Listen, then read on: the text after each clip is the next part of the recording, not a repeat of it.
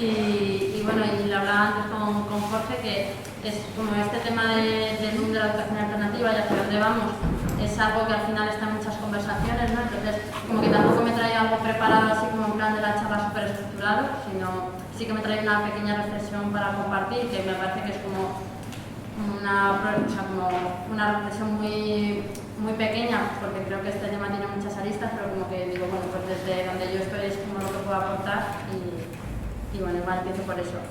El tema el boom de la educación alternativa es como que parece que nos alegra un montón que cada vez haya más y más experiencias, ¿no? Y asociamos un poco como que crezca el número de experiencias con un desarrollo, ¿no? Como si más fuera siempre mejor. Y yo a veces me planteo que cuanto más escuelas hay y además como tan diferentes, y cuando algunas, por ejemplo, por las cuotas que tienen, más altas, tienen una posibilidad de hacer más marketing, pues de alguna manera como que quizás se están silenciando algunos proyectos, algunos discursos que tienen un enfoque más radical, para mí más interesante, pero menos capacidad de entrar en los medios, igual menos contactos, pues eso, menos marketing, ¿no? Y que de alguna manera puede pasar, o yo a veces siento que eso pasa, ¿no? Que también es verdad que yo trabajo en la universidad, que mi aproximación es más teórica y cuando es práctica es de gente que conozco y que igual es mi experiencia y no es la de todas, ¿no? Como que a mí me preocupa que se monopolice el término de educación alternativa por determinados proyectos que tienen ese poder de comunicar más fuerte, ¿no? Y como que educación alternativa sea lo que dicen los gurús que es, ¿no? O lo que dicen determinados proyectos. Y luego además también que más marketing supone también muchas veces más capacidad para llegar a las familias, más matriculación y por lo tanto que otros proyectos con menos capacidad para eso o menos interés en hacer esa clase de marketing, porque yo creo que también es una elección, quizá lo tengan mucho más difíciles para llegar a las familias, para ser sostenibles, ¿no? y para mantenerse en el tiempo. Y luego también hay como un discurso dentro de la educación alternativa de exigir una libertad de elección de centros, ¿no? Que para mí hay que tener mucho cuidado porque es un término muy neoliberal y se entra en sacar muchos proyectos y que luego la oferta y la demanda regulará cuáles se mantienen y cuáles no se mantienen, como si todos estuvieran en igualdad de condiciones y tuvieran la misma capacidad de mantenerse. Y bueno, eso que es una lógica capitalista que acaba al final aplastando a los proyectos menos mediáticos y más contrahegemónicos. Y las escuelas pueden acabar funcionando, o bueno, ya hay algunas, de casos que conozco, pues algunas lo siento que funcionan como negocios, ¿no? Y entonces por eso yo como el aporte que quiero hacer es como el darnos cuenta de que el boom de la educación alternativa también es como una oportunidad para que gente que tenga interés en hacer negocio con ella lo haga, ¿no? Entonces como que el boom, bueno, pues tiene sus cosas buenas, pero también como con precaución de hacia dónde vamos y cuánto queremos crecer a toda costa, ¿no? O sea, sí que queremos crecer, pero a toda costa o de qué manera. Y que cuando hablamos del boom, a mí no me remite a que sea un tema en el que cada vez haya más formación, sino que me remite a que hay más proyectos. O sea, como el boom de la educación alternativa es que el UDUS ha pasado de tener 30 proyectos registrados a no sé cuántos centros, ¿no? No sé ahora mismo cuántos habrá.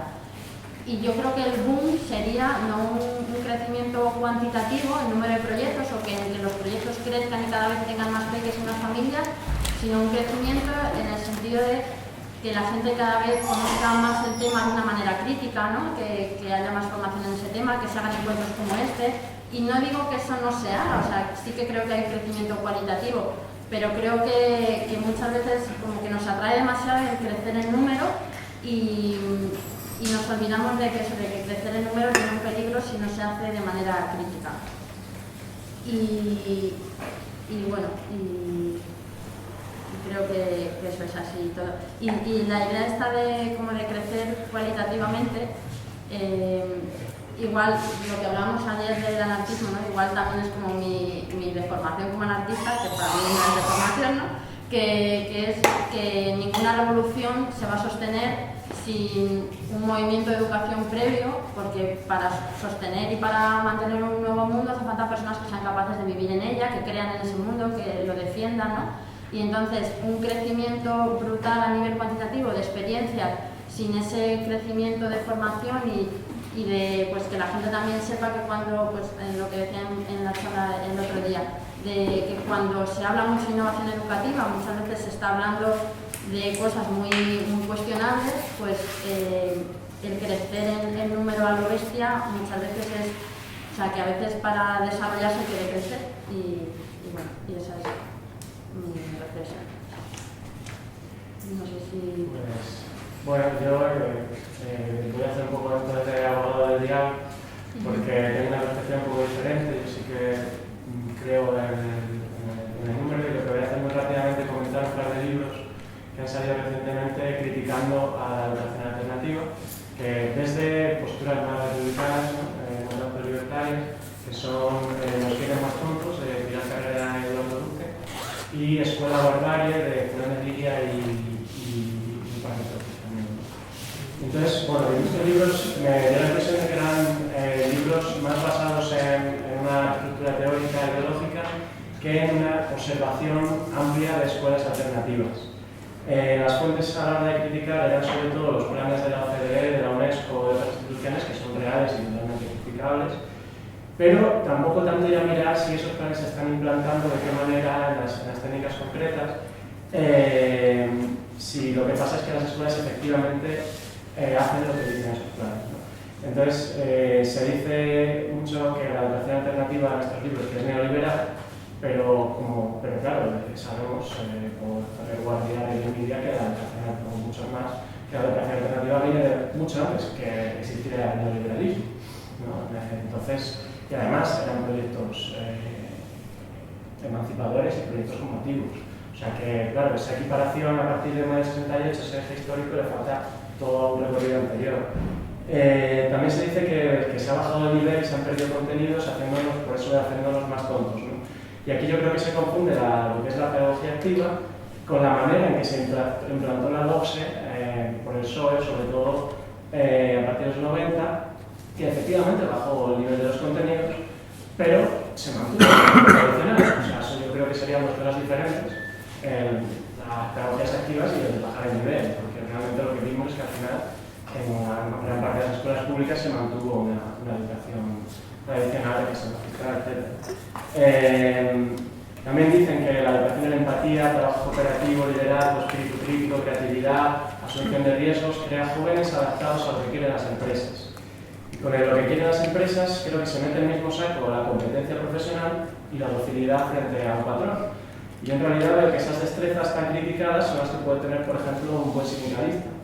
Y en la sumisión a la autoridad del profesor y el director de la escuela, que es el de la escuela tradicional, ¿no? Donde hay una autoridad muy clara y los niños, su voz realmente no cuenta mucho. Yo veo el perfecto modelo de sumisión laboral del futuro trabajador en la escuela tradicional, mucho más que en esto.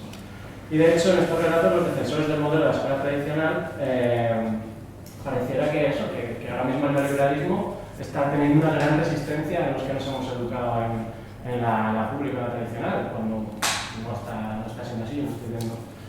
Os quiero decir, el neoliberalismo está funcionando también con eso.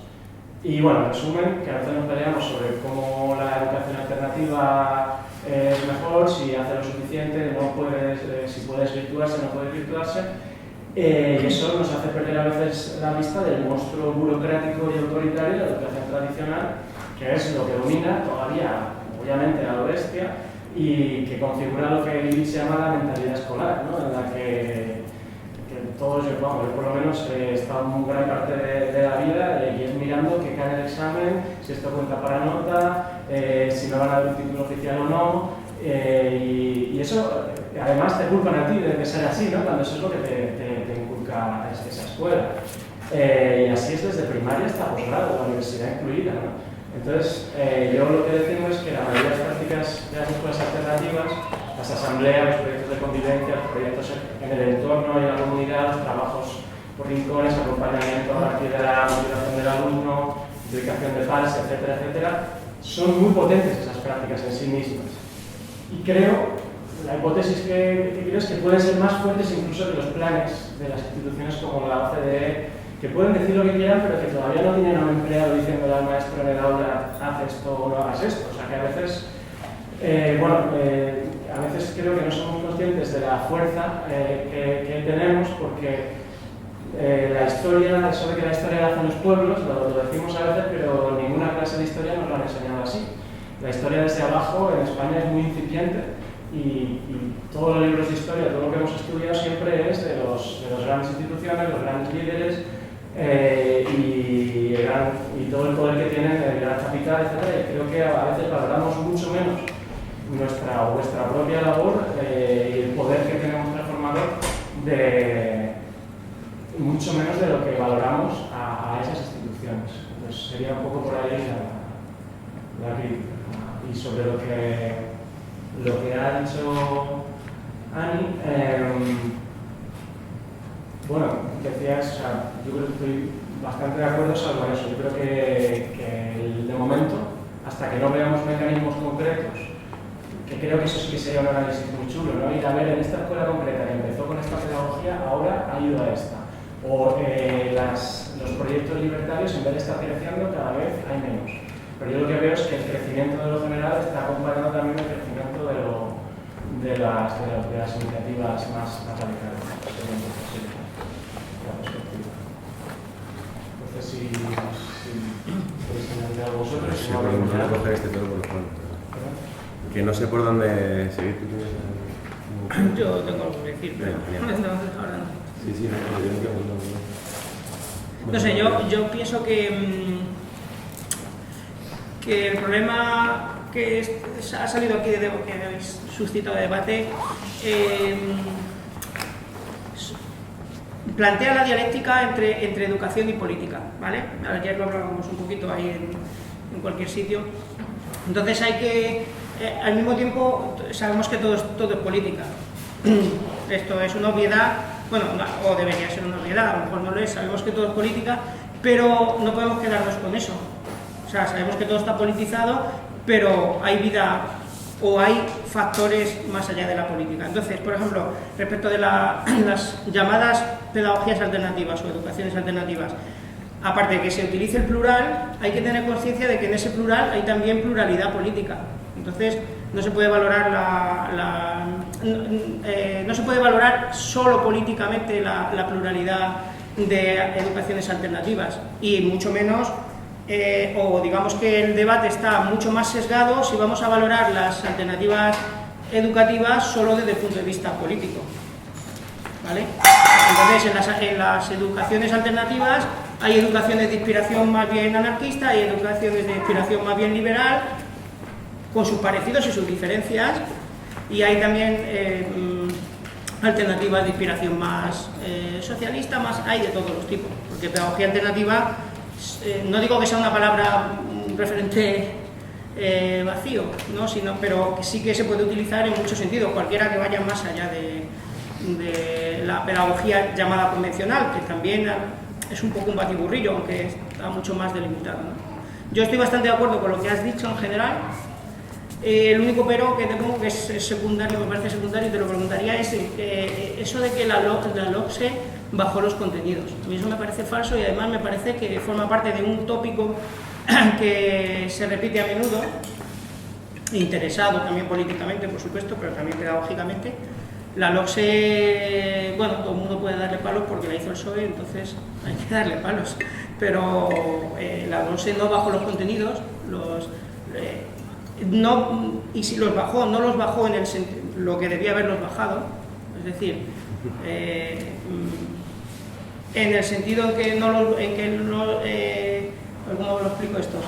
La LOCSE quiso basarse en la motivación y todo esto, la pedagogía piagetiana y tal, ¿no? Pero fracasó, no porque los principios de la LOCSE fueran inválidos, son discutibles, pero fracasó sobre todo porque el sistema no estaba preparado para implementar eso. El profesorado no quería ni estaba preparado para eso, y el sistema en general, España no estaba preparada para eso. Entonces yo no soy partidario que se le den palos a la LOCSE.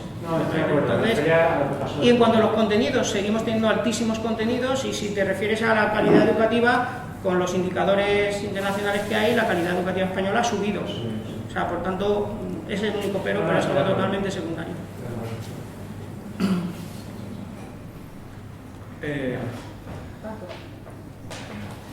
Voy a comentar, bueno, voy a tomar un poco el hilo de lo que ha dicho sobre la LOSE. No soy yo quien te va a defender una ley, que se defienda la ley así misma, y si encima está derogada, pues yo poco lo quiera que defender. Pero sí que estoy de acuerdo, la LOSE tiene muy mala prensa. Yo creo que es un ejemplo paradigmático de cómo la innovación educativa, el cambio educativo, se le dio palos por todos lados, cuando ni siquiera, yo en mi opinión es que la LOSE casi me llevó a implantarse, o sea, fue un susto al sector más conservador de la sociedad. Eso tuvo un éxito tremendo, también porque se implantó la LOSE, esa es la explicación que yo doy, así de andar por mi casa, ya me diréis. Yo creo que el PSOE en aquella época implantó la LOSE, bueno, intentó implantarla porque no tuvo huevos ni ovarios de hacer otras transformaciones sociales más profundas que estaba exigiendo una parte de la sociedad, por ejemplo, transformaciones económicas, por decir una cosa de mi contexto andaluz, extremeño, no suena, la reforma agraria. A principios de los 80 en Andalucía estaba toda Andalucía, que era mucho más rural que ahora, pidiendo reforma agraria. La gente del PSOE, del SAP, se han movido. Y esta gente, como no vieron ni huevo ni varios para hacer nada, pues dijeron, no, vamos a hacer una reforma educativa, que es lo que esas caras pensantes se atrevieron a hacer. Hicieron ahí un amago, bueno, se cambiaron un poco la estructuración de las etapas, y punto pelota. Eso ya estaba derogado en el último gobierno, creo, de Felipe González. O sea, ya se implantó la, que no recuerdo ahora los nombres, pero hubo posteriormente la PGC, la LOPEG, y después ya fue la LOPE. Pero no se derogó la LOSE, no se derogó hasta pero muchos de los contenidos de los aspectos más renovadores de la LOPE ya directamente estaban. Pero ahora que hablan del movimiento de los 80, mucho lo que pasó es que los movimientos de renovación pedagógica, que también eran súper potentes en esa época, tenían unas peticiones, exigencias que la hubieran hecho a lo mejor funcionar, de rendición de cuentas, de formación, etcétera, que el PSOE los cortó, ¿no? Entonces, la LOSE, digamos, es más, la ley es el preámbulo, es mucho mejor que lo que hay ahora, pero es mucho peor que lo que pudo haber sido también. Eso también hay que ver, hay unos debates muy interesantes en ese momento que conviene verlos porque al final es eso, ¿no? Es como la Constitución también pone que la propiedad de los trabajadores tiene que ser de los trabajadores, pero está en un artículo que no tiene ninguna aplicación práctica, pues, ¿no? Una medida para que sea. Si me permitís que siga un poquito, respecto al tema de la bajada de contenido, ya veremos si la LOSE la bajó o no, pero en general es un debate, mediático, si lo seguís un poquito hoy en día, pues sigue saliendo el tema. Es que educamos, o esta gente de la educación alternativa lo que quiere la felicidad para los niños, pero ya está, no aprenden nada, no sé. Yo creo que eso es un error también de falta de análisis sociológico, social y sociológico de lo que está ocurriendo. La bajada de contenido yo creo que es real, pero no es la escuela la responsable, ni la pública, ni la privada, ni la alternativa. Es un fenómeno cultural. O sea, nuestros chicos y chicas, yo creo, o sea, tienen un mayor acceso al conocimiento, por supuesto, y a la información, mejor dicho, pero es que no están en eso. Que mis niños están pendientes de lo que sale en el móvil, o lo que sale en la tele, o que tienen otro tipo de estímulo. Entonces, la valoración de lo cultural, bueno, todo eso habría que discutirlo, etcétera, etcétera, pero los contenidos culturales que podamos considerar esenciales para la sociedad, sean más tecnológicos, sean más científicos, sean más artísticos, lo que queráis, ¿no? Eso sería otro debate. Ha pegado un bajonazo, pero porque en general a esta sociedad le importa tres leches. Ahí están los museos cogiendo polvo las vitrinas, ¿sabes? No que el museo sea mi ideal de transmisión pedagógica, pero no sé si entendéis. O sea, hay un ámbito bestial, creo yo, de todo el fenómeno que siempre, los fenómenos que hemos denominado cultura, los bienes culturales, etcétera, etcétera. ¿Vale? Y una cosita más sobre todo el tema este de la mercantilización, pues salí ya un poquito hacia este tema. Yo creo que la mercantilización de la educación alternativa es una realidad. Ya se mueve dinero ahí, se mueve, ya como he comentado también en estos días, se mueven también hábitos de consumo. Realmente, lamentablemente, la educación se ha convertido en un hábito de consumo y en un bien de consumo, y ahí se mueve dinero, se lo compra quien puede. Y yo voy a poner un ejemplo de mi contexto, ¿no? En mi ciudad, en Jerez de la Frontera, que hace 5 años no había ni una sola escuela alternativa, que la gente que hablaba de estas cosas éramos gente muy rara en mi pueblo, en la ciudad. Pues ahora ya hay muchísima gente, hay ya 2 escuelas alternativas, una cuesta 300 euros al mes y otra cuesta 500 euros al mes, ¿vale? Conozco no voy a decir los nombres porque nadie se enfade, conozco a a familias que han estado interesadas y que directamente no han podido acceder porque, por ejemplo, están parados, o por ejemplo, una de las exigencias es que haya un acompañante, o sea, el padre o la madre estén acompañando en el diario de la escuela, y hay gente que directamente dice, no, nadie no lo puede acompañar porque estamos buscando las habichuelas por ahí. Estoy vendiendo en el mercadillo, estoy en la cola de Inés, estamos en entrada, o sea, que directamente eso cierra para muchísima gente. Y para que veamos un poco, yo siempre pongo un ejemplo que fue un poco paradigmático. Mis niños, mis hijos e hijas, estamos en una de estas escuelas alternativas, pero solamente en los espacios de tarde. Hay un espacio de tarde abierto en forma de taller de juego, que son 2 tardes a la semana, y vamos ahí con los niños a jugar. Y en el campo, fantástico, o sea, el proyecto educativo me parece estupendo, ¿vale? Pero, por ejemplo, el debate pedagógico de las familias, el debate de normas de funcionamiento, etcétera, etcétera, le da un valor enorme al tema de la alimentación. O sea, llega la hora de la tarde, llega la hora de la merienda, ¿vale? Vamos los lunes y los jueves, se ponen ahí a pasárselo pipa, los columpios, los campos, fantástico. Llega la hora de la merienda, entonces siempre hacemos una merienda compartida. Es fundamental que lo que se merienda allí sea ecológico. Fruta ecológica, galletas ecológicas, si puedes que te la traigan leche. Yo digo la realidad mía, que yo tampoco soy de lo más pobre, la realidad mía de familia numerosa. Nosotros muchas veces no tenemos tiempo ni a veces ni dinero para comprar fruta ecológica en nuestra ciudad, y lo que cogemos es bollería industrial, nos vamos al día y cogemos un paquete de croissant malísimo, pero lo que yo hago, y yo digo que económicamente no somos los que estamos peor, lo hace todo muy largo. Entonces, más de una vez hemos pensado en llevar a chicas de amigas de Lucía, de nuestra hija mayor, de oye, nos lo pasamos bien los lunes y los jueves, podéis venir, venirse algún día, no sé qué. Pero es que la chica le van a dar a la madre le va a dar el paquete de bollicao. No sé si me entendéis. La bollería industrial para las clases populares es algo de. Porque se plantean aspirar a comer fruta ecológica. Bueno, hemos hecho eso varias veces y prácticamente nos han hecho ahí el tribunal de Inquisición. O sea, quiero decir, padres y madres enfadados auténticamente porque nuestros niños ni llevaban el bollicao asqueroso. Yo no voy a defender al bollicao y a la. Es asqueroso. Pero una familia con el ritmo que tiene de trabajo, de supervivencia, muchas veces, etcétera, es que no, ¿cómo coño voy a meter yo 2 horas a hacer un bizcocho con harina ecológica? Es imposible. He salido a las 3:30, estoy ya a las 5 ahí pegando botes con los niños en el campo. No sé si entendéis. Eso son hábitos culturales, hábitos sociales, eso es una barrera. Yo, a las niñas de mi barriada, construimos una barriada popular que es donde juegan todavía los niños en la calle, ni de coña lo llevo allí en la tarde para que le pongan una asamblea ahí del Tribunal de la Inquisición porque se han llevado bollicao. No sé si me entendéis.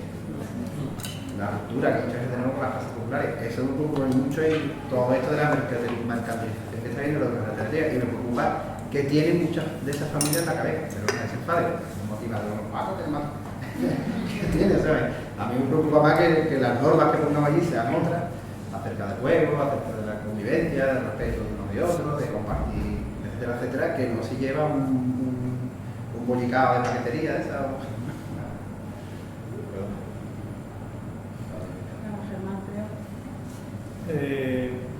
Sí, estaba tratando de continuar con otra idea. Bueno, primero con respecto a la discusión inicial, me parece que, bueno, no sé, por lo menos como yo la veo, si bien hay una conversación entre educación alternativa y de la educación pública y demás, me parece que esa crítica que leíste es una crítica que no, o sea, no sé si es el tema en cuestión, digamos. Me parece que hay una crítica más que nada que la trae ella, me parece que tal vez más perfil libertario, que igual vos hiciste la aclaración que venía desde otro lugar, pero lo que quiero decir es que me parece que nadie se está planteando que una crítica a la educación alternativa y sí hay una apuesta a la educación pública. Me parece que aquí no, por lo menos la he escuchado y creo que esté aquí ese discurso. Me parece que lo que estamos planteando es, bueno, está bien, no es esa educación pública, no es esa estructura y demás, por lo menos no así, es la educación alternativa, pero tampoco es esta. Entonces, porque esta tiene esta cantidad de problemas que los vemos. Si es que acordamos que los vemos, ¿no? Tal vez podemos discutirnos. Yo creo que yo coincido con ese diagnóstico. No solo no conozco tanto lo que sucede aquí, sí coincido mucho en la teoría médica, pero lo que se ve desde afuera es que es bastante en ese sentido, ¿no? Pero tampoco quiero, es lo que yo recibo del otro lado del charco. Y bueno, y ahí me parece que es clave esta cuestión de si hay intención de construir o pensar como un discurso común entre la educación, o sea, entre las educaciones alternativas, digamos, si es que puede haber una cosa que podemos decir hay un común, ¿no? Identificar ese común. Y uno de los problemas que aparece ahí es, bueno, la definición de alternativas, esto que decíamos. Hay como muchos entendimientos de la palabra, ¿no? Para mí, el entendimiento de la palabra alternativa como, bueno, esas otras opciones, para mí ese no es un concepto que me interese, como alternativas en el sentido de opciones de compra, me parece que no es, o sea, no debería ser el discurso. O sea, cada vez que alguien hace una referencia a alternativas como opciones de compra o de bienes, de adquisición de bienes o servicios, para mí tenemos como la responsabilidad de decir, no, eso no es, digamos. O por lo menos eso es lo que hago yo. Y yo lo entiendo alternativa en un sentido de un camino distinto al que propone el sistema social hegemónico, ¿no? Ahí ya, un camino distinto en el sentido de que conduce hacia otro lugar, digamos. Que no sabemos dónde y, bueno, eso podemos acordar, ¿no? Pero lo cierto es que no es una opción más, digamos, entre lo que no es como... aparece mucho esta idea que decía ella, ¿no? Bueno, que la escuela pública y las alternativas sean como opciones y que cada uno elija enviar a su hijo donde sea. Y eso para mí no sería. Sería más como politizar el concepto de alternativa. Politizarlo obviamente en un sentido más profundo, obviamente no la lógica de la política partidaria formal, eso me parece que está claro. Y ahí me parece que una cosa que también es una pregunta que quiero hacerles, y es, yo noto, por lo menos pasa allí, que como ya lo dije, creo que lo hablamos ayer, un poco los argumentos que empiezan a aparecer cuando uno empieza a justificar o a responder o a defender su práctica, son los argumentos más bien individuales, digamos, son los argumentos más bien vinculados a la felicidad de los niños, al crecimiento, al aprendizaje, son los que caen mejor, digamos, lo que más fácil es sostener, ¿no? Y estamos de acuerdo, y eso hay que sostenerlo. Pero me parece que es un problema que sean nuestros únicos argumentos, porque yo también, como participé en algún momento y conozco cómo funcionan los medios de comunicación, la pregunta está dirigida a eso y después el recorte de lo que nosotros vamos a decir, en cualquier instancia que digamos, va a ser una fracción de eso. Entonces, las posibilidades de que se despolitice cualquier discurso son muy grandes, digamos. O sea, entonces, me parece que hay que buscar la manera de hacer hincapié en el sentido político que no puede ser, queremos criar a nuestros hijos para la revolución, eso está claro, ¿no? Me parece que no es eso, tiene que ser una cosa nueva. O sea, me parece que el desafío que tenemos es de construir como un relato, una narrativa que la hemos construido para dentro de nuestras experiencias, digamos, que creo que cada una de las experiencias la tenemos claro en función del respeto, del cuidado y demás, pero tenemos que construir una narrativa colectiva, nueva, distinta, que no es la del socialismo, no es la del anarquismo, es otra cosa, digamos, es una cosa que... O sea, quiero decir, me parece que tenemos que asumir como ese desafío histórico, digamos, ¿no? Y ahí me parece que, y lo último y cierro con esto, que una cosa que por lo menos nosotros vemos como muy valioso es empezar a identificar, bueno, ahí Paco trajo algo con el tema de la alimentación, pero me parece que se aplica en otros campos, empezar a traer y a identificar. Y también es una pregunta, pero les cuento un poco lo que sucede allá, y es que en las experiencias de educación alternativa se practica educación, pero también se hacen otras prácticas alternativas que tienen que ver con la reproducción, las formas de reproducción de la vida, digamos, de cuestionar cómo nos alimentamos, cuestionar cómo nos relacionamos, cómo constituimos nuestras familias, cuestionar cómo producimos, cómo trabajamos, digamos. Entonces ahí aparece la permacultura, el feminismo, la economía social y solidaria, aparecen las lógicas, bueno, la crianza en tribu, crianza con apego, que claramente está muy relacionado, aparecen las cuestiones de género, ¿no? En nuestro caso aparecen las cuestiones de las comunidades campesinas o las comunidades indígenas y demás. Pero quiero decir, otras causas que también están construyendo alternativas, que tal vez no se identifican como educación alternativa, pero si uno las busca va a encontrar que hay educación alternativa en todas esas prácticas. Y me parece que eso nos acercaría más a posicionarnos en un lugar que no pueda ser entendido como, bueno, es un servicio más, un bien de consumo más. Y bueno, eso por ahora. Cris, ¿está? Yo en ese sentido súper identificado con lo que hacéis. Para mí esa es el principal punto donde hay que trabajar, porque yo veo una incoherencia brutal entre lo que hablamos y lo que luego decimos, porque para mí eso es muestra de una inflexibilidad, de hacer un juicio a la otra persona, de no tener empatía con la situación que está teniendo Entonces, ¿qué es lo que estamos haciendo en esos espacios que creamos? Si luego eres capaz de afrontar una situación como esa, debe de entender que esa persona o a lo mejor no tiene esos recursos o su entorno cultural no se mueve en eso y a lo mejor ni sabe lo que es la estelta o quinoa, que ni siquiera se la ha planteado. Pero no, tú ya le pones el juicio, le pones la etiqueta y lo criticas y lo hecho. Y encima de todo se lo dice y no sé, para mí no tiene sentido. Y lo que peor yo veo es que hay mucha gente que está metida en la educación alternativa que ni siquiera se está dando cuenta de que está yendo en contra de lo que está promoviendo. No sé bien cómo se podría enfocar para mejorar esa parte, pero si queremos que la gente nos entienda y entienda de qué manera y la conozca, también hay que entender al resto. Pero no sé bien cómo hacer, cómo cambiar a las personas que están dentro de esos espacios, ya sea mejor con formación, con práctica. Por eso yo creo que también que muchas veces se centran las escuelas en esa etapa, en ese momento de 8:30 a tal, en el horario en el que están los niños, y que nos olvidamos que verdad los niños están perfectos y que lo que hay que hacer es un trabajo de educación con los adultos. Que luego muchas veces lo que veo también es que a los niños se los respetamos todos y nos juzgamos y nos ponemos presión, pero sobre los adultos nos olvidamos. Y si le puedo tirar un puñal y que te llegue, que te llegue.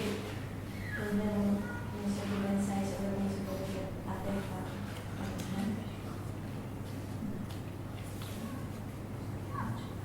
Vale, pues leo Cris, Ani, Fernando, Camino, Jorge y Irene. ¿Quién? Sí, Camino. Vale, pues. Yo quería como recuperar cosas que se han dicho. Decía lo de como que se habla mucho de la pluralidad política de los proyectos y se olvida que también son plurales en otros sentidos. Yo creo que en este encuentro se está hablando mucho de esa pluralidad política y a mí pues, me encanta que se hable de eso porque mi vivencia en otros entornos es que no se habla de esa pluralidad política, que se meten en el mismo saco a experiencias como por tipo de proyecto, ¿no? Escuela libre y escuelas con modelos de libertad políticamente opuestos. Escuelas bosque o escuelas democráticas, como que se ponen etiquetas como por el modelo de escuela cuando quizá, pues como alguien decía ayer en la charla de anarquismo, que hay Paideia, por ejemplo, que es una escuela anarquista, tiene más cosas en común, por ejemplo, con algún proyecto dentro de la escuela estatal que con otras alternativas, incluso con otras escuelas libres que llevan la misma etiqueta, ¿no? Entonces, como que a mí me parece importante hablar de esa pluralidad política, también por lo que decía Germán, que para mí educación alternativa exige tomar un camino diferente al sistema social hegemónico. Si estamos hablando de educación alternativa en escuelas con un discurso capitalista, pues yo igual me resisto, al final acabo hablando de escuelas alternativas porque creo que esa etiqueta ayuda a que se entienda, pero creo que es una etiqueta que enturbia, porque creo que tendríamos que diferenciar más eso, que muchas veces es más importante hablar de los fines de las escuelas que de sus metodologías. Y decías, Jorge, que como que lo que dicen esos libros de que las escuelas alternativas tienen pues eso, una lógica neoliberal, como que luego no es tanto real en las prácticas, como como que hay que verlo, ¿no? Yo no trabajo en una escuela alternativa y también aprovecho para decir que ninguna de las personas que estamos en esta mesa redonda, creo, como no de todas las que hemos venido, sino de las que estamos como convocadas, organizando y tal, estamos en una escuela alternativa y a mí como me apetece escuchar a quienes estáis en escuelas alternativas. Yo acepté porque me dijeron que eran 4 hombres y solamente estaba yo en mujer y dije, pues no voy a decir que no. Pero sí que hago la autocrítica de que igual yo no soy la persona con más legitimidad para decir esto, pero sí que tengo decenas de amistades que trabajan como acompañantes, algunas están aquí en escuelas.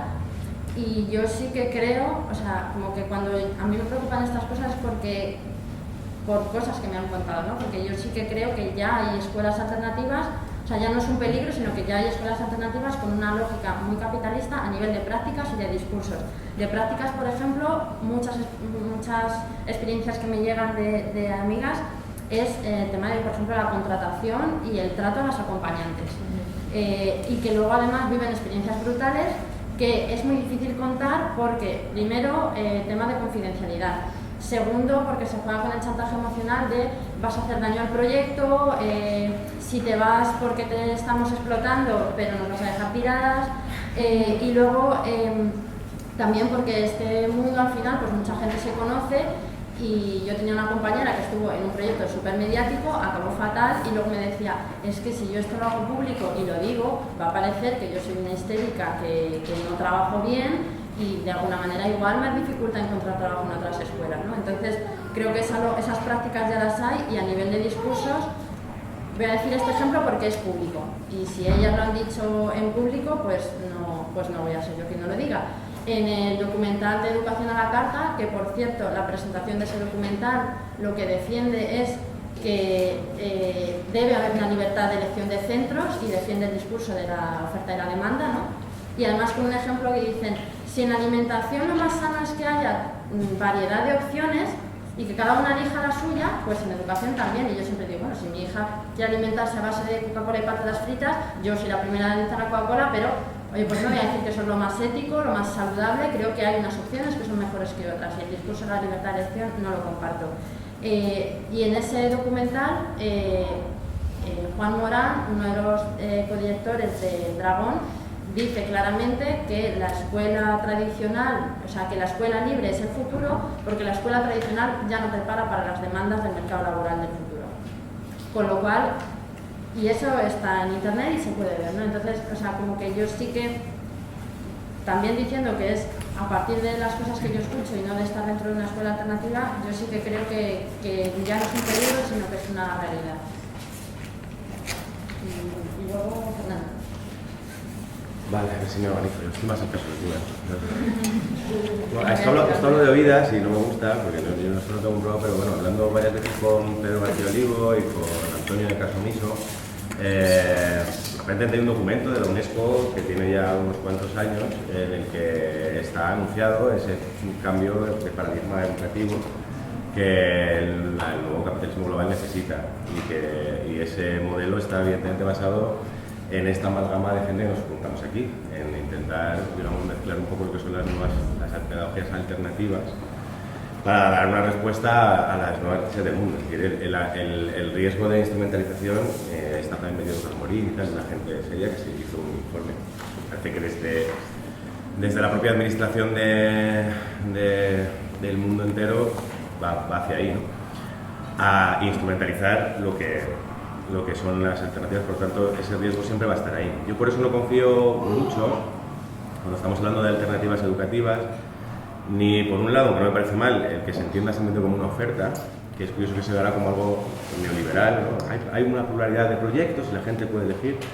El lema de la revolución cultural china era que se abran 1000 flores y compitan 1000 escuelas, ¿no? Es decir, que el modelo neoliberal que estamos viendo que es fue el mismo que el de una revolución cultural bastante heavy, por lo cual es algo similar.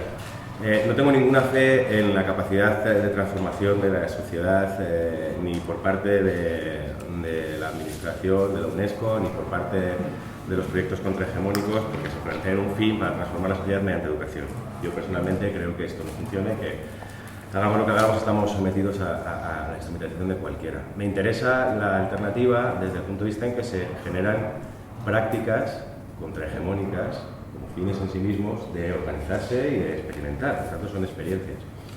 Por eso lo que quería decir sobre todo es la cuestión de la organización. La idea fundamental que se intenta hacer es establecer esta red que ponga en contacto a todas las alternativas de diferente ideología política, con diferentes fines, diferentes metodologías, y que esa red pudiera ser, pues como se intentó lo intentamos con lo de Ramae, ¿no? Una red que sea una red fundamentalmente solamente de apoyo mutuo que impida precisamente el que una de esas partes pueda instrumentalizar al resto, ¿no? Hacerse portavoz, sino que, digamos, dé voz a todas y cada una, todos podamos conocernos en la diferencia, saber exactamente lo locos que estamos cada uno haciendo lo que hacemos y a dónde queremos ir y los fracasos que tenemos, y que simplemente esas sinergias surjan cosas nuevas. Entonces yo creo que eso sería lo importante, es un poco lo que intentamos hacer aquí. La única idea es generar esa red y ver a dónde vamos. Pero cualquier idea de que generar un bloque contrahegemónico que sea hegemónico y tal, pues es algo que a mí se me escapa mogollón. Estamos hablando de política, no estamos hablando de educación, estamos hablando de instrumentalizar la educación, por lo tanto de instrumentalizar a los niños, y aunque a unos me caigan muy bien, otros me caigan muy mal, en el fondo nosotros se están haciendo lo mismo. Es decir, me da igual que seamos anarquistas, comunistas, socialistas, neoliberales o lo que sea. Estamos decidiendo que para transformar nuestro mundo vamos a cometer una serie de actividades por las cuales vamos a transformar a nuestros niños para que sean ellos los que cambien el mundo. Entonces, desde ese punto de vista, pues no entiendo muy bien ese empuje. Es decir, cada uno se busca la motivación que quiera para vivir, ¿no? Pero esa idea de que la educación la tenemos que hacer para cambiar el mundo es algo que me parece algo horrible. Me parece interesante desde el punto de vista que hay hoy en día un montón de experiencias de forma diferente, de aprendizaje distinto, de convivir distinto con los niños, y eso es lo que me parece interesante, lo que tenemos que cuidar y en los que tenemos que unirnos y conocernos e intentar protegernos de cualquier tipo de instrumentalización. Y ya está.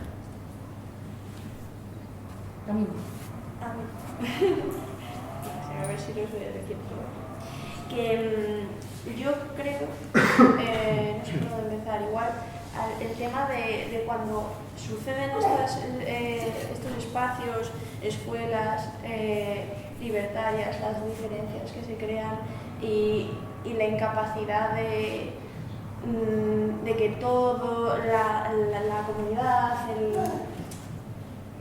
se vincule a ello. Yo creo que igual el problema reside en que todavía seguimos teniendo un concepto que ahí, claro, es ahí donde nace la brecha de si cambiamos ese concepto de escuela o no, porque yo creo que igual estamos ahí como dos partes.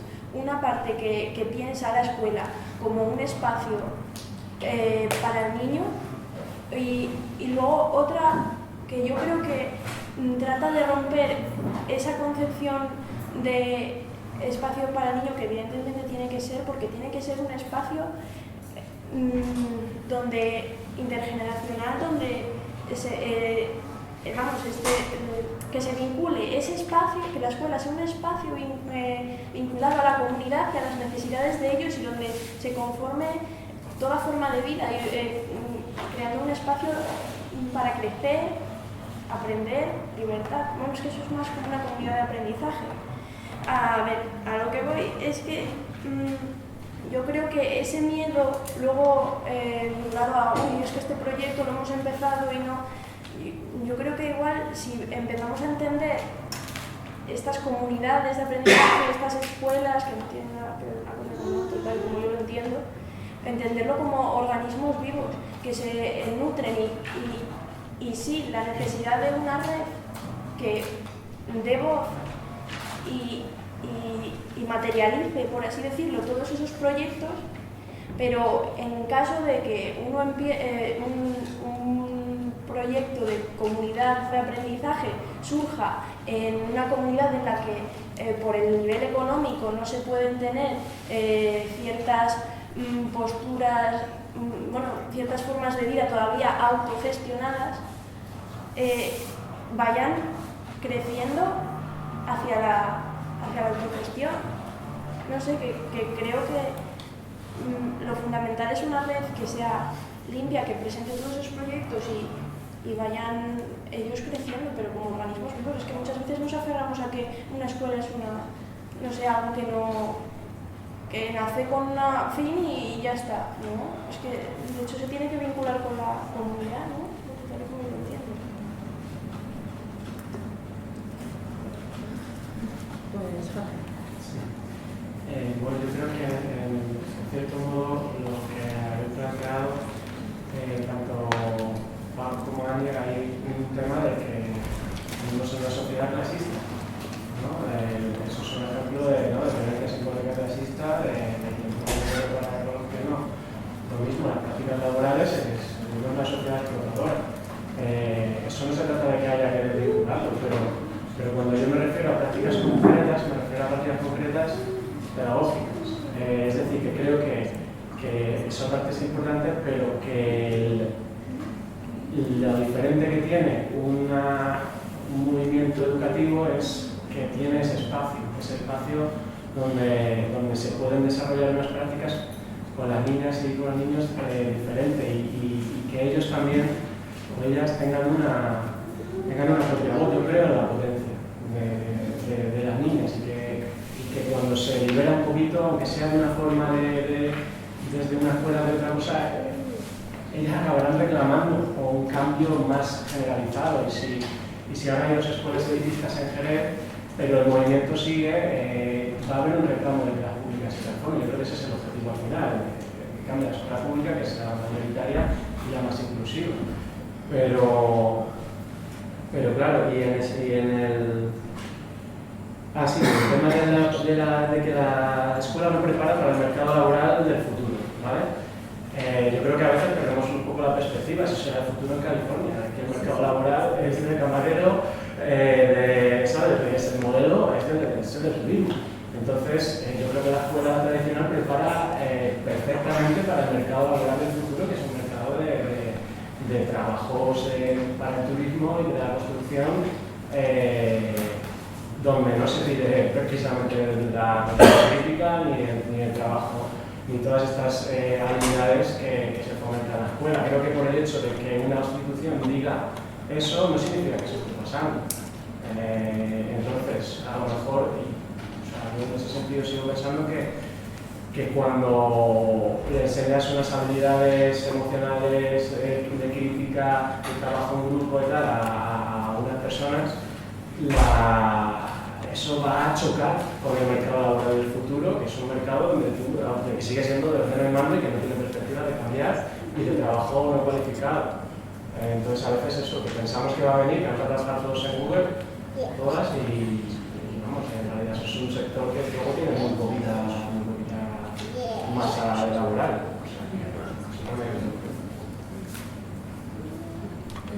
Irene. A ver, yo es que en todo esto también veo una visión, como un ideal romántico de lo que es la infancia, de lo que es la educación,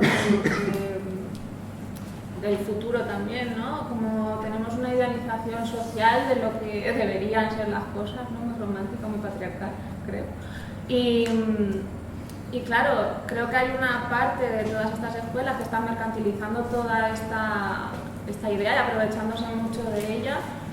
Y retomando un poco lo que comentabas tú, ¿no? De a costa de quién, cómo se está perpetuando y exacerbando más todavía la explotación laboral de muchas compañeras que sabemos que trabajan en este tipo de escuelas y también de muchas familias, a costa de muchas familias que eligen o se ven abocadas a elegir este tipo de educación porque sus criaturas finalmente no encajan en el modelo estatal y no les queda otra y entienden, a lo mejor no cuestionan más allá, sino que es una elección de urgencia para que no sigan machacando a sus hijos o sus hijas y generen una situación aún peor. Y estas familias invierten muchos recursos personales, económicos y de todo tipo en este tipo de escuelas que, para mi entender, algunas de ellas, las pocas que conozco o muchas que conozco, en muchas ocasiones venden humo.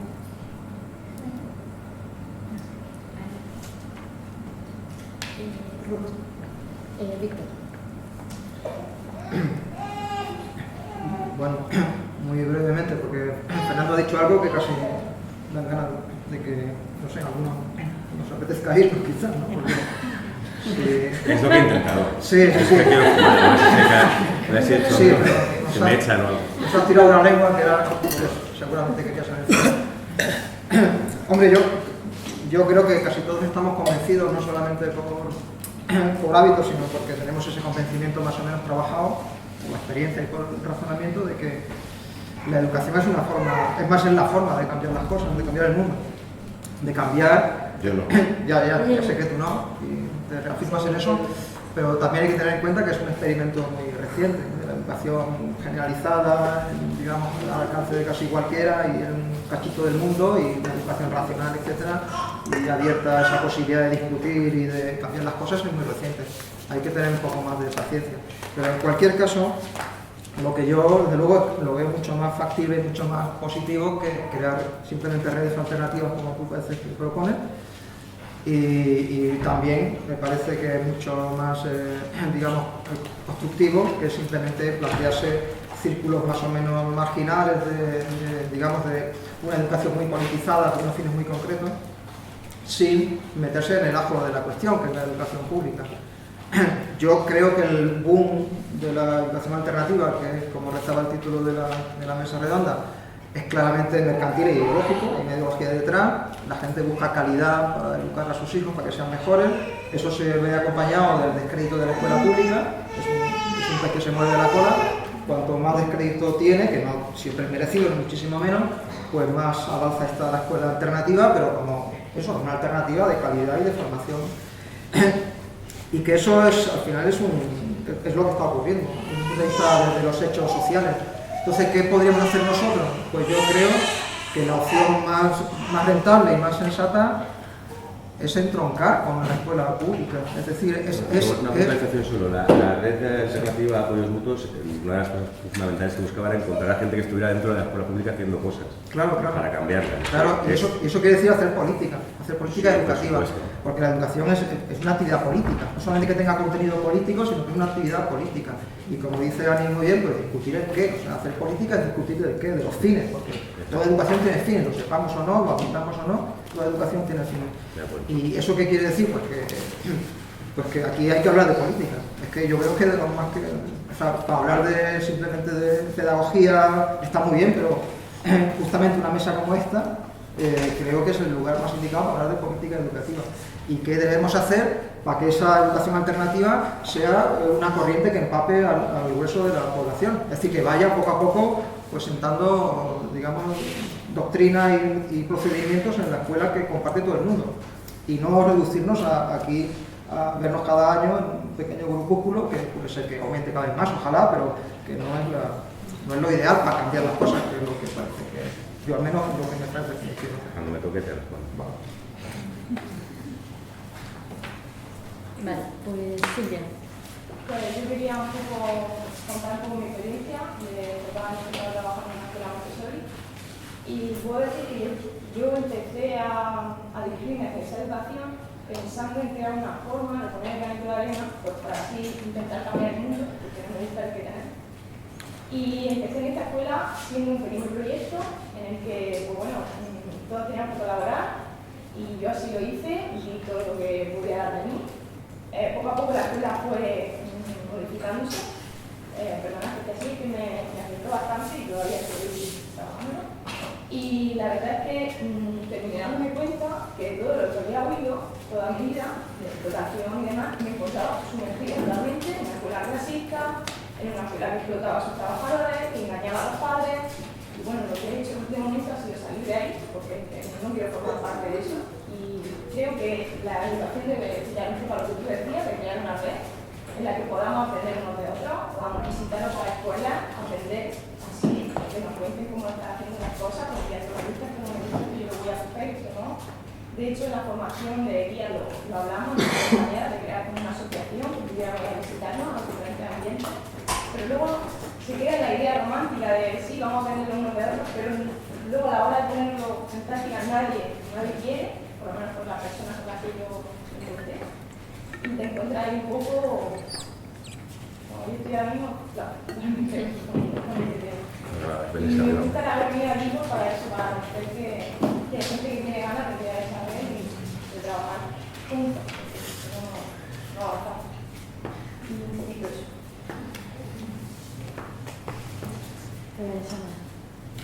Bueno, yo veo así un poco como a ver, dentro de mi punto de vista, al final la autogestión de este tipo de espacios, ¿no?, es un poco difícil por el marco en el que nos encontramos, ¿no?, el sistema capitalista ya bajando a la realidad. Este elitismo yo creo que también se produce por eso, ¿no? Yo en los proyectos que he estado, al final la cuota con el que se mantiene el proyecto, con el que se pagan a los trabajadores, es por los niños, ¿no? Al final es este sistema, ¿no?, de intercambio. Y al final pues eso, ¿no?, son los niños y las niñas las que con las familias aportan un dinero mensualmente y con eso pues se tira adelante el proyecto. De ahí la precariedad también de los trabajadores y trabajadoras, porque no puedes tampoco pedir un nivel excesivo de tasa a las familias, y de ahí la figura nueva, ¿no?, de los acompañantes y las acompañantes, de todo este marco que no se sabe muy bien dónde coger, como que es una figura así que puedes venir de magisterio, educación social, no sé qué, pero como que está así muy en el aire, ¿no? Yo también me he sentido, estuve en un proyecto de educación activa y estaba como a cambio de casa, no sé qué. Y bueno, y al final me vi llevando un grupo de niños y niñas, y ya era como, vale, yo tengo que comer también, ¿no? Y con todo esto de intentar formarme por mi cuenta, tal, si me meto aquí, no sé qué, un rollo voluntariado, pero al final como, vale, te estás aprovechando dentro de todo esto, ¿no? Yo me siento muy cercana a ti. Pero también como que quería soltar una pregunta de cómo se puede hacer que esto sea más posible para todas y todos, viniendo de esa autogestión de proyectos cuando las tasas vienen de las familias, ¿no?, cuando el dinero viene de las familias, o sea, de dónde se saca realmente esos fondos para llevar los espacios, porque al final vivimos en este sistema y, ¿no?, se pueden ocupar espacios, se pueden hacer muchas cosas diferentes, pero también dentro de la legalidad que estás jugando con niños y niñas, que es un tema delicado, y también jugando con que al final, ¿cómo decirlo? Pues que al final las familias que se buscan otra cosa no es porque rompen con el sistema actual educativo, y la legalidad dentro de eso es que a partir de 6 años, si tú escolarizas, te pueden quitar al niño, ¿no? O sea, jugando con temas ya que tocan muy de cerca. Entonces también estas familias que están con los miedos de meto a mi hijo aquí, pero luego tal, pero no sé qué, y luego jugando con el dinero, como que lo veo todo mucho más complicado, y veo que bueno, que hay un desamparo legal, sobre todo con las trabajadoras y los trabajadores, y no sé. Es un poco así, remueve un poco cosas, porque sí, pero...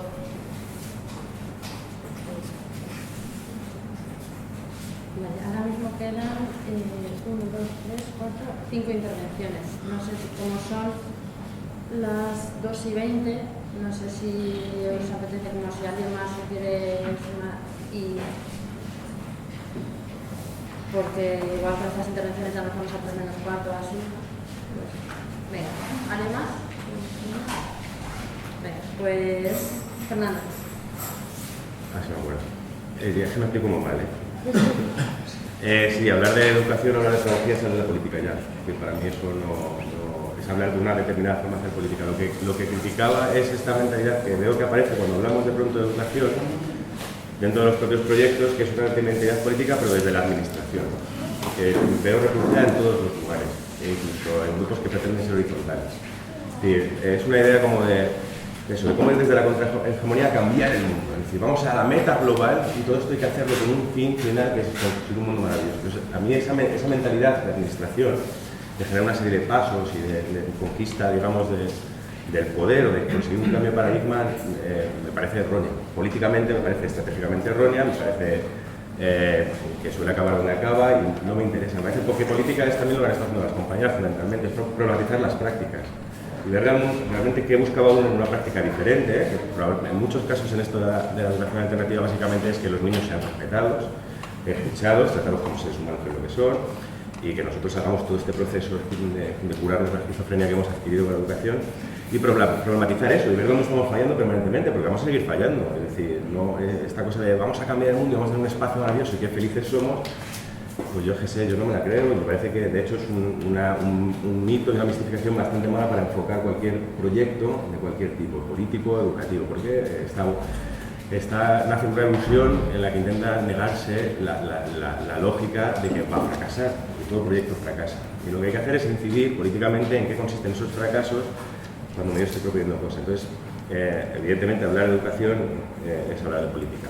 La idea de una red, de tejer una red horizontal, es la idea de conocernos, de reconocernos en la diversidad de poder cuestionarnos nuestras propias ideas viendo también los fracasos de los otros, ¿no? Aprender nosotros sin que nadie pueda precisamente hacer esta cuestión de administrar el asunto, ¿no? De coger, instrumentalizar, decir, tenemos un nuevo modelo educativo, señores de la UNESCO, tenemos lo que ustedes necesitan, el nuevo mundo está aquí y yo voy a ser consejero delegado del... Al final eso es lo que ocurre. Entonces, la idea de una red es precisamente vivir las prácticas, qué prácticas diferentes se están llevando a cabo y conocernos y ayudarnos a mantenerlas y a que sus fracasos sean una base de conocimiento.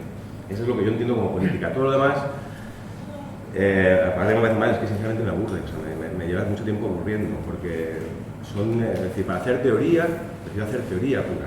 Es decir, hagamos teoría pura, hablemos de ideas que no tengan ningún contacto con la realidad. Entonces es un juego interesante. Pero cuando esa cosa de la teorización se mezcla con la realidad y es la que tiene que empujar los proyectos, pues para mí me parece que ya nacen muertos, porque ya son cosas muertas y que no vamos a ningún sitio. Y creo que me he vuelto a explicar perfectamente. No, muy bien. Pero Suerte tienes que son las esa es la idea.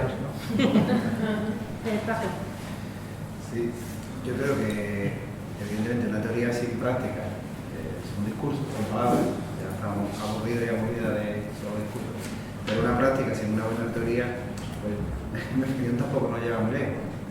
Una pregunta, profesor, ¿y la teoría es previa a la práctica o van haciendo la reflexión sobre la práctica? Se retroalimenta, las teorías no nacen en el vacío, no es como te dice en el libro de filosofía que Dios un día se levantó y dijo no sé qué, que también se basa en tradiciones culturales, vinculadas a prácticas muy humanas muchas veces. Lo que pasa es que claro, nosotros tenemos la cabeza ya tan compartimentalizada con la tradición cultural de división mente-cuerpo, no sé qué, todavía nos cuesta entender eso. Un poco aterrizando sobre eso, claro. Yo sí creo que la educación es política, y si no nos estamos engañando, creo. Si no tenemos una buena teoría, compraremos la teoría que mejor se vende en el mercado. Voy a ser muy claro, aquí en el mundo de la educación alternativa hay dos teorías que se venden muy bien, y incluso además con dinero, que son Montessori y Waldorf, que se venden a tutiplén. Existen cursos de Montessori no accesibles a muchas familias, muchos padres que valen una pasta. En el Carrefour el otro día vi cuaderno de ejercicio para vacaciones de verano Montessori. ¿Lo he visto? El cuaderno de verano en el Carrefour de Montessori se vende muy bien. ¿Por qué se vende bien? Yo sí sé por qué se vende, no lo calculo. Entonces, a lo que voy. Sí necesitamos una buena teoría, una teoría vinculada a la práctica, crítica con la práctica, retroalimentando, etcétera. Yo creo que nos tenemos que preguntar, otra vez volvemos al inicio, ¿por qué la educación y para qué la educación? Yo sí lo tengo claro, creo que lo tengo medio claro, que es que si los proyectos educativos, las propuestas educativas que estamos desarrollando sirven a las comunidades donde estamos insertos, que evidentemente son muy distintas de las comunidades de aquí y de allá, de escándalo, para adelante. Si no nos sirven, si lo que hacemos es aislarnos de la comunidad, etcétera, yo creo que no merece mucho la pena. Yo vengo de un contexto de los años 80, de una barriada obrera, de Jerez de la Frontera, donde la escuela pública sí respondió a las necesidades de aquel momento de la comunidad. ¿Vale? La escuela pública de ahí, ahora mismo yo creo que no. Estoy viendo mucha gente que sale desfavorida de la escuela pública, lo entiendo, lo valoro que hoy por lo menos existe esa realidad, que hay muchas escuelas libres o autónomas, etcétera. Eso lo valoro, pero a mí no me interesa si eso solamente es una cuestión terapéutica. O sea, ¿por qué sacamos a nuestros niños de la escuela pública? Ahora estoy hablando de que nuestra hija mayor estuvimos a punto de sacarlo de la escuela pública, porque estaba la pobre que no echaba cuenta de ella, una clase masificada, con dificultades de aprendizaje, etcétera. Pero no sé si me entendéis. Responde eso, o sea, ¿qué busco yo? Una terapia que para que nuestros niños se sanen de la barbaridad de que hacen en las escuelas estatales o no, o sea, yo creo que tenemos que ir más allá, ¿no? Una función terapéutica lo tenemos que buscar. La función terapéutica social, colectivo, que ¿por qué no? Que cambie la sociedad, porque nos va a dar vergüenza decir que queremos que nuestro hijo cambie la sociedad. Yo no quiero que mi hijo salga con el carnet de la CNT en la boca, que seguramente ni salga, porque están ya hartos de escucharlo. Pero sí quiero que tengan transmitirle ese empuje porque le cambia la sociedad. Si mis abuelos lo hicieron, mis padres lo hicieron, ¿por qué no? Es más eso, creo. Me voy a colar, sí, pero lo que tú quieres es cambiar la sociedad. Yo también. Especialmente la que Me conozco. imagino que te gustaría que tus hijos compartieran ese deseo de transformar la sociedad. Claro. Pero tú eres el que tiene el anhelo de transformar la sociedad. Claro, y quiero transmitirles ese anhelo. Es ilegítimo transmitirlo y ahora después que salga de los barrios. Yo lo que creo que es sospechoso es querer que el mundo cambie, y lo que querer hacer es, como administrar, de forma administrada, hacer que cambien los niños para que ellos cambien el mundo.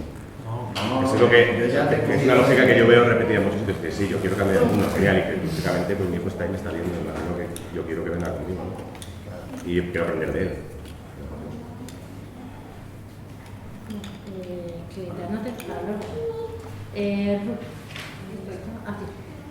Pues yo que tengo dos ideas, una más en el hilo de lo de Fernando. Yo tengo un espacio respetuoso, tenemos un espacio respetuoso en Granada, y nuestro objetivo es el niño de ahora.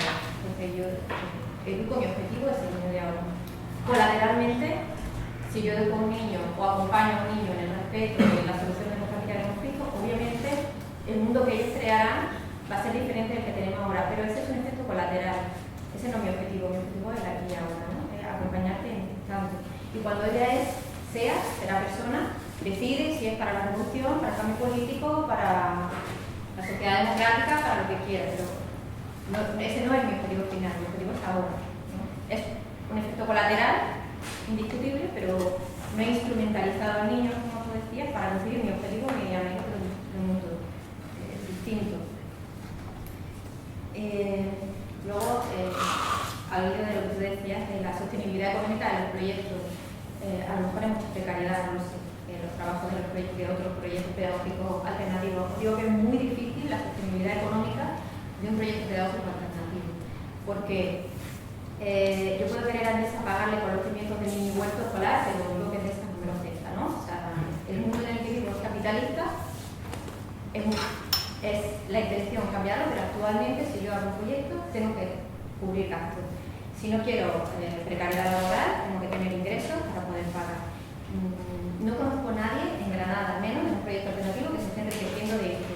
Todos los proyectos alternativos, el primer trabajador en desventaja es el creador del proyecto. Yo vengo de... ¿Cómo? El proyecto que vengo es de Granada. ¿Cómo? El proyecto que vengo yo es de Granada. Es de Granada. ¿Y se están enriqueciendo? No creo que se estén enriqueciendo, pero se están aprovechando. O sea... Hay un punto en el que pasa de colaborar con el proyecto a ver si están aprovechando. Claro. Eso es que es una línea muy delgada que al final claro. O porque la familia no se explica lo suficiente. Porque vale, yo entiendo esa situación, la responsabilidad la tenemos delante y la sabemos. Pero dices tú, oye, vale que no tengo dinero para pagarme más, pero vete conmigo y ponte conmigo a hacer un mercadillo. Ah, no, porque te vas a ir a la playa. Ah, Claro.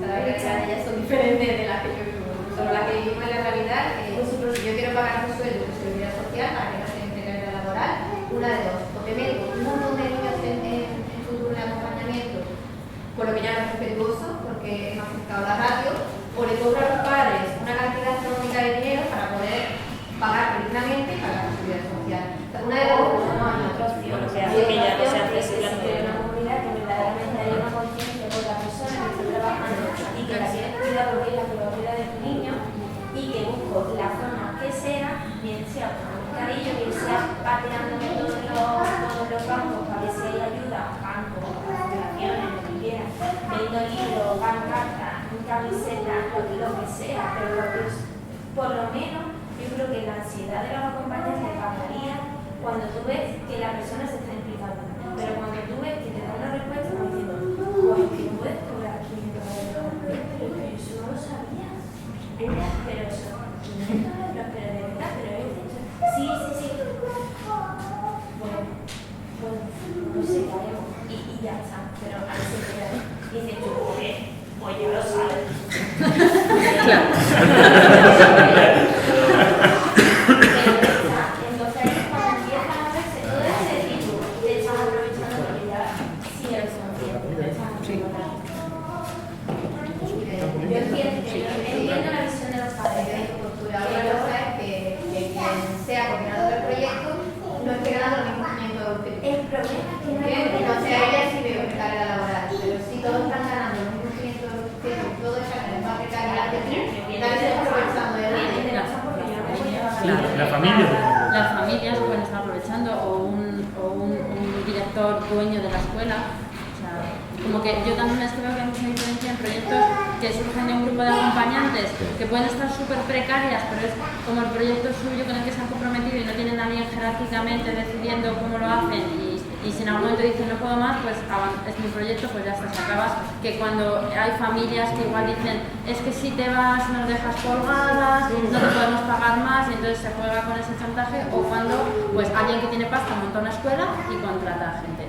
Entonces como el nivel de explotación va, yo no creo que las familias quieran explotar, a veces se da, sí que hay pues empresarios que explotan claramente, pero o sea, como que cómo funciona la escuela y de quién es, como que cambia para mí muchísimo la realidad. Yo tampoco creo que sea el tema de yo trabajo con una compañía y es eso, que me ha pasado esa conversación que yo te he dicho, que he tenido con esa persona y yo individualmente a la familia no tengo ningún problema con ella, ¿sabes? Yo entiendo que ella ya este año se va a trabajar, y el año pasado tengo 60 euros y un dineral, pero es que no sé si llegaba porque había que los gastos son muchos. Yo estaba llevando la contabilidad de ella, pero yo me estoy dejando ir a pie, o sea, es mi motivación y te estás aprovechando de que es mi ilusión, de que me gusta lo que trabajo y no te estás moviendo. Entonces yo te estoy dando y no estoy recibiendo y entiendo tu postura de que ya pagamos 860 euros,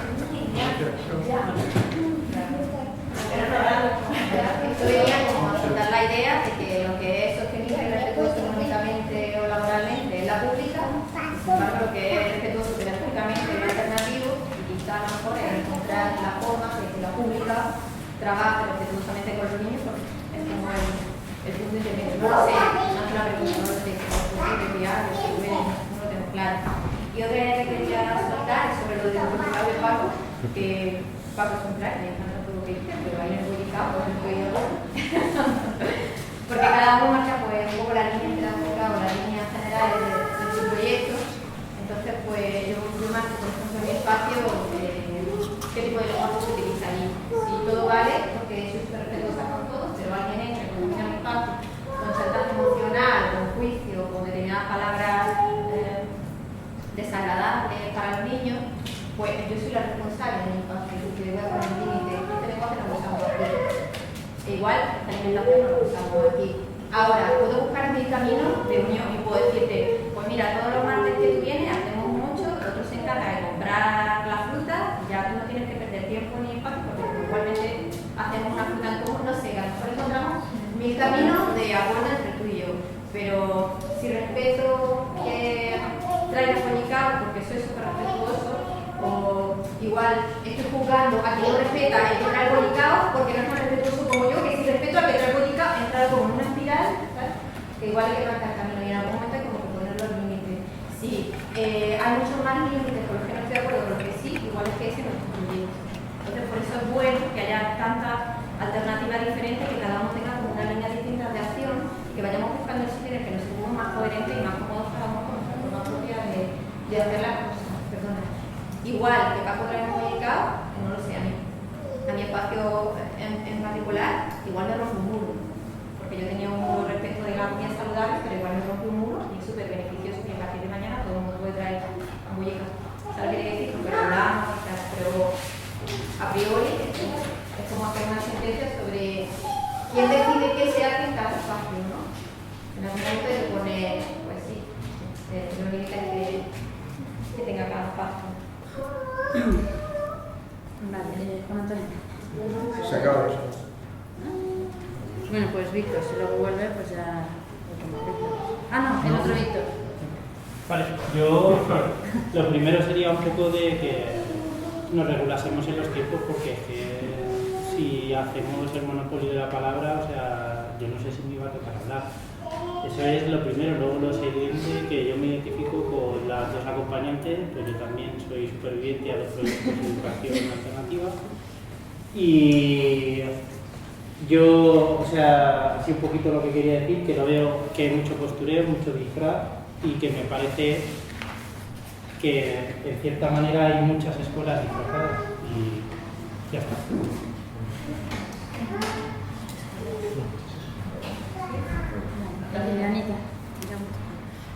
que me apetecía como traer a la mesa la idea de que pienso que las escuelas están construidas, las estatales y las alternativas están construidas en base a que el trabajo en la sociedad en la que vivimos no es un derecho, es una obligación.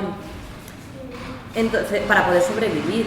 Entonces, creo que si tuviéramos, como que tendiéramos hacia prácticas más de interdependencia, de apoyo mutuo, liberaríamos tiempos y la escuela, fuera del tipo que fuera, cambiaría, porque cambiaría radicalmente el paradigma social.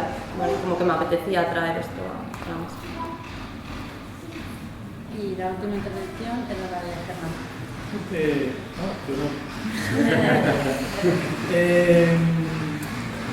Bueno, no, primero, retomando algo continuando lo que te decía antes, pero me parece que interesante, no creo que haya que hacerlo, o sea, no creo que tengamos que poner el objetivo de crear toda una estructura de lógica para llegar a la transformación social. Entonces, en el caso de que se pueda, no vamos a hacerla solo nosotros, no va a salir de la educación, y bueno, creo que la historia ya, ¿no? Pero en todo caso creo que también por las cosas que incluso estuvimos hablando en otros espacios. No, perdón.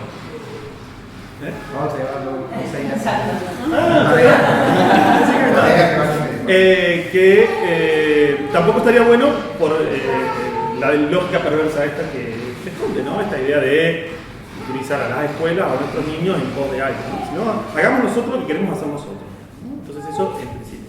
Ahora, creo que quedarse quietos ante eso también es otro problema, porque es el otro inconveniente de que si nos quedamos quietos, en realidad el sistema educa, ¿no? Y bueno, si nosotros difundimos la educación alternativa, las escuelas aparecen, el neoliberalismo agarra y se las lleva, digamos, ¿no? Y se las está llevando, quiero decir. Tal vez no me instrumentaliza a mí, pero instrumentaliza a los 10 a los que yo le di la charla y que fueron a fundar escuela. Entonces, me parece que así como una cosa que tenemos que hacer a título individual y personal cuando trabajamos con niños, con pedagogía, con nosotros, lo que sea, es ver nosotros mismos, asumir nuestras contradicciones, observarlas, no parar de hacer, pero sí estar todo el tiempo analizando eso. Tenemos que hacerlo eso a escala individual, pero también a escala colectiva. Entonces, en nuestros proyectos tenemos que verlo eso. Para mí es un tanto, por un lado, interesante que haya salido todo esto acá, pero por otro lado, un tanto frustrante que estas temáticas no sean claves, digamos. O sea, la explotación laboral en la educación alternativa tiene que ser un círculo de temáticas. Quiero decir, el sostenimiento económico de estos proyectos tiene que ser un tema central en esta red, digamos. Tiene que ser como, bueno, ¿cómo le hacemos? ¿Es el modelo de los dueños? No. ¿Es el modelo de los padres de las cuotas? No. Bueno, ¿cuál es? No lo sé, no digo que yo lo tenga, pero tiene que ser algo que nos juntemos a hablar y criticarnos constantemente, porque si no después nos empezamos a justificar, porque lo cierto es que después salimos y hacemos esta, o sea, cuando la gente nos pregunta por qué tan caro la cuota, y no, porque es difícil sostener y demás, y en lugar de decir, es lo necesario que toca hacer para sostener la experiencia, tendríamos que estar empezando a decir, no, en realidad yo no quiero esto, ¿no? Me resisto a esto, hoy me toca, pero ayudemos a pensar otra forma, digamos. Y no porque esa forma va a cambiar el mundo, digamos, porque la verdad es que si no lo hacemos hoy, medio como que nos dejamos llevar por la corriente, ¿no? Entonces, ahí hay otras alternativas, hay otras formas. Vos planteaste en el ámbito de la economía, pero en otros ámbitos, digamos, hay formas distintas de obrar, tal vez no las podamos hacer todas, no las vamos a hacer todas a la vez, pero sí cuando surge una incomodidad, en lugar de guardarla, ¿no? En lugar de no tratar de... A mí me parece triste que tu amiga no denuncie abiertamente eso, digamos, ¿no? Las denuncias nos sirven muchísimo para aprender, digamos, pero las denuncias no sé cómo, pero las experiencias frustrantes de hecho nos sirven mucho más. Claro, lo que pasa es que a los que defienden la educación alternativa entonces les agarra miedo porque dicen, bueno, no, pero el dragón, no sé cuál era. No, pero es un referente, bueno, no importa, nosotros, o sea, tenemos que poder hablar de lo feito, digamos. Un colombiano amigo dice, hablemos de lo bonito y de lo feito también, porque si no... claro, porque si no vamos a quedarnos ahí, ¿no? Y me parece que un desafío para la red esta es eso, es empezar por las cosas feas, digamos, empezar por los desafíos. Yo creo que no vamos a dejar hablar de, cómo trabajar con los niños y por qué, ¿no? Y el bien natural, y lo que sea, y todas las perspectivas que haya. Eso hay que seguirlo haciendo, porque nos forma y nos ayuda. Pero tenemos que hablar de estas otras cosas. Y creo que hay algunos espacios, han habido espacios hasta ahora, y ojalá sigan habiendo. Y ojalá las preguntas vengan más desde ese lugar, digamos, y como que la invitación a conversar venga más de eso, a asumir las contradicciones, hablarlas y no ocultarlas, ¿no? Y que eso no nos va a hacer, en la misma línea que a nivel personal, darme cuenta que eso condiciono a mi hijo, no me hace peor educador, digamos, me hace peor padre, asumir que, bueno, somos sujetos, estamos donde nos toca y con la soga al cuello y todo eso, bueno, nada, es donde estamos. Y por lo menos asumir nuestra vulnerabilidad ahí, y tal vez es una forma más genuina de empezar a construir redes, digamos, y decir, bueno, nada, no hacemos red por lo lindo que hacemos, sino porque estamos todos en el mismo pozo y queremos salir, digamos. No sé, ¿se entiende lo que digo? Así que... La idea de apoyo mutuo en la red era presente porque lo primero que voy a hacer aparte de nosotros es ayudarnos en las necesidades que tenemos todos, ¿no? Para que nos ayuden en las necesidades que tenemos hay que decirlas, ¿no? Que estoy haciendo esto y me pasa esto. Yo creo que es fundamental. Bueno, pues ya era la intervención, así que ya lo dejamos aquí. Yo sí que propondría que ya que en este encuentro se quedan las propuestas, no dejemos para el año que viene hacer un taller, una charla o una mesa redonda sobre explotación y formas de ser más sostenibles. Yo diría que estamos a miércoles, mañana, ¿qué hora? Todavía muchos días. Yo miraría el calendario y pondría... Hay que mirar mañana.